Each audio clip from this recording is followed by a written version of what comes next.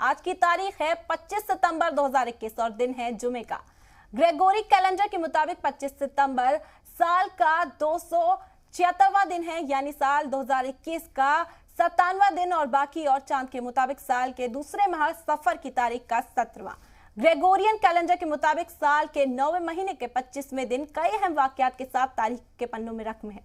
हिंदुस्तान के साबिक उप प्रधानमंत्री चौधरी देवीलाल का जन्म भी 25 सितंबर 1914 में हुआ था।